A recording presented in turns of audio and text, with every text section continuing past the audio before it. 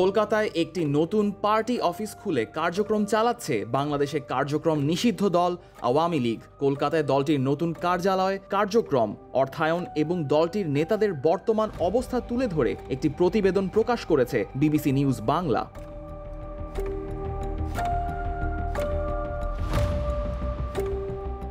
কলকাতার একটি বাণিজ্যিক কমপ্লেক্সে এই দলীয় দফতরটি খুলেছে বাংলাদেশ আওয়ামী লীগ, যেখানে দলটির নেতাদের আনাগোনা কয়েক মাস ধরে বলে জানাচ্ছে বিবিসি নিউজ বাংলার প্রতিবেদনটি।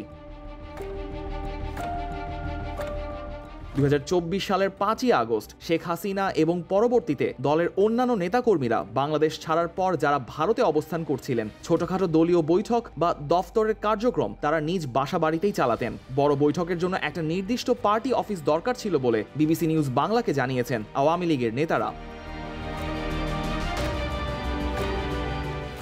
বাণিজ্যিক কমপ্লেক্সের পেছনের দিকের ভবনটির 8 তলায় লিফট দিয়ে উঠে বাঁ দিক গেলে সার দিয়ে বাণিজ্যিক সংস্থার দফতর। করিডোরের দুদিকে হালকা বাদামি রঙের কয়েকটি দরজা সম্বলিত কক্ষের একটি আওয়ামী লীগের পার্টি অফিস। সেখানে দলীয় কোনো প্রতীক বা নেতৃবৃন্দের ছবি নেই বলে জানাচ্ছে বিবিসি নিউজ বাংলার প্রতিবেদনটি। কলকাতা বা পার্শ্ববর্তী অঞ্চলে আওয়ামী লীগের যে শীর্ষ পর্যায়ের নেতারা বাস করছেন তাদের প্রায় সবাই পার্টি অফিসে যাতায়াত করে থাকেন। বিবিসি নিউজ বাংলার প্রতিবেদনে বলা হয়, ভারতে অবস্থানরত আওয়ামী লীগ নেতারা দলের নেত্রীর সঙ্গে আলোচনা ক্রমেই দলের রাজনৈতিক অবস্থান ঠিক করেন।